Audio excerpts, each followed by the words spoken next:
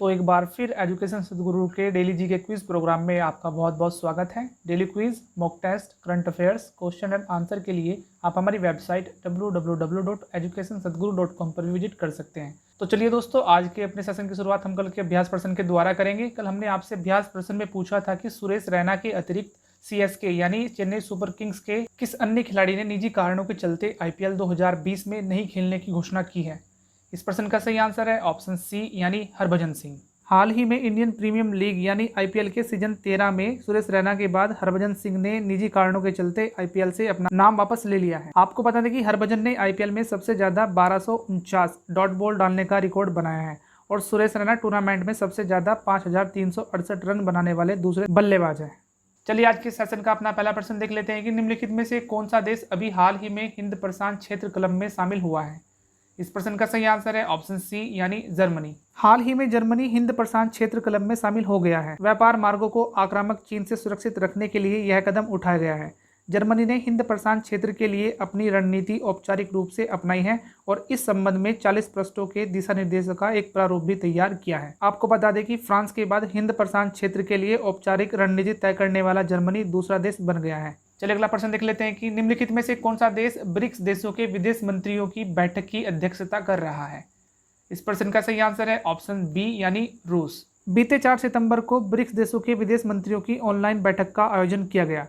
बैठक में सभी सदस्य देशों यानी ब्राजील, रूस, भारत, चीन और दक्षिण अफ्रीका ने हिस्सा लिया। वहीं भारत की तरफ से विदेश मंत्री S जयशंकर ने भारत का प्रतिनिधित्व किया। बैठक की अध्यक्षता रूस के विदेश मंत्री सेर्गेई लावरोव ने की। चलिए अगला प्रश्न देख लेते हैं कि हाल ही में रक्षा मंत्री राजनाथ सिंह रूस की 3 दिवसीय यात्रा के बाद किस देश की यात्रा पर गए हैं। इस प्रश्न का सही आंसर है ऑप्शन डी यानी ईरान। हाल ही में रक्षा मंत्री राजनाथ सिंह रूस की 3 दिवसीय यात्रा के बाद ईरान की यात्रा पर गए हैं। उन्होंने ईरान के रक्षा मंत्री ब्रिगेडियर जनरल अमीर हातामी से द्विपक्षीय रक्षा संबंधों पर विचार विमर्श किया। दोनों नेताओं ने भारत और ईरान के वर्षों पुराने सांस्कृतिक, भाषाई और सामाजिक संबंधों को मजबूत बनाने पर भी जोर दिया। चलिए अगला प्रश्न देख लेते हैं कि हाल ही में वित्त मंत्रालय द्वारा जारी ईज ऑफ डूइंग बिजनेस के मामले में राज्यों की रैंकिंग में कौन सा राज्य शीर्ष स्थान पर आया है।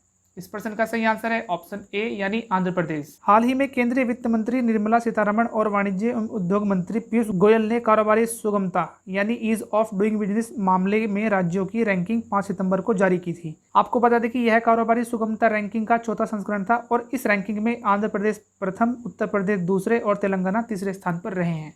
चलिए इसी के साथ अगला प्रश्न देख लेते हैं कि हाल ही में जनजातीय मामलों के मंत्रालय ने कहां पर राष्ट्रीय जनजातीय अनुसंधान संस्थान की स्थापना के लिए एक समझौते पर हस्ताक्षर किए हैं। इस प्रश्न का सही आंसर है ऑप्शन सी यानी नई दिल्ली। हाल ही में जनजातीय कार्य मंत्रालय ने भारतीय लोक प्रशासन संस्थान यानी IIPA परिसर नई दिल्ली में राष्ट्रीय जनजातीय अनुसंधान संस्थान खोलने के लिए IIPA के साथ एक समझौते पर हस्ताक्षर किए हैं। आपको बता दें कि प्रस्तावित राष्ट्रीय संस्थान देश भर के प्रतिष्ठित सरकारी और गैर सरकारी संगठनों के सहयोग से गुणवत्ता वाले जनजातीय अनुसंधान में शामिल हो जाएगा। चलिए अगला प्रश्न देख लेते हैं कि शिक्षा नीति पर राज्यपालों का सम्मेलन किस मंत्रालय द्वारा शुरू किया गया है। इस प्रश्न का सही आंसर है ऑप्शन बी यानी शिक्षा मंत्रालय। बीते दिन भारत के राष्ट्रपति रामनाथ कोविंद और प्रधानमंत्री श्री नरेंद्र मोदी ने वीडियो कॉन्फ्रेंस के माध्यम से राष्ट्रीय शिक्षा नीति यानी NEP पर राज्यपालों के सम्मेलन के उद्घाटन सत्र को संबोधित किया। आपको बता दें कि इस सम्मेलन की थीम उच्च शिक्षा के बदलाव में राष्ट्रीय शिक्षा नीति 2020 की भूमिका है। इसी के साथ इस सम्मेलन का आयोजन भारत सरकार के शिक्षा मंत्रालय द्वारा किया जा रहा है। चलिए इसी के साथ अगला प्रश्न भी देख लेते हैं कि हाल ही में लॉन्च मिशन कर्मयोगी का संबंध निम्नलिखित में से किससे है।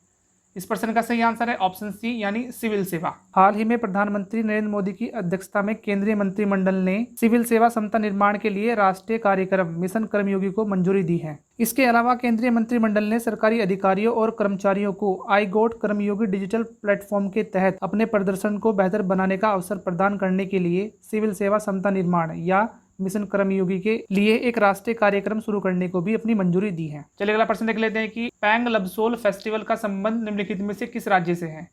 इस प्रश्न का सही आंसर है ऑप्शन डी यानी सिक्किम। सांस्कृतिक विरासत और ऐतिहासिक महत्व का त्योहार पैंग लबसोल सिक्किम के लोगों द्वारा प्रतिवर्ष मनाया जाने वाला एक ऐतिहासिक और सांस्कृतिक त्योहार है। यह त्योहार केवल इसी राज्य में मनाया जाता है और यह सिक्किम के संरक्षक देवता खंगचेद जोगा के आशीर्वाद को याद करने के लिए मनाया जाता है। चलिए अगला प्रश्न भी देख लेते हैं कि हाल ही में जारी Times Higher Education World University Ranking 2021 में भारत की कौन सी यूनिवर्सिटी शीर्ष स्थान पर रही है। इस प्रश्न का सही आंसर है ऑप्शन सी यानी IISc बंगलुरु।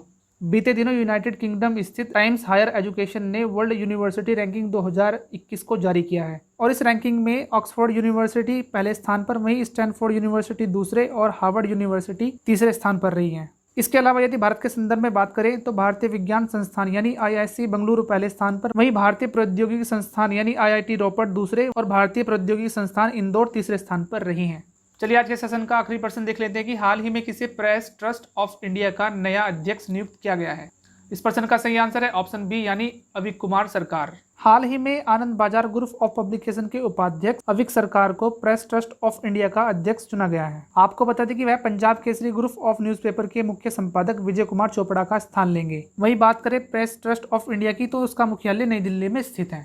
चलिए आज का अभ्यास प्रश्न भी देख लेते हैं कि हाल ही में किसे पंजाब और सिंध बैंक का नया MD और CEO नियुक्त किया गया है।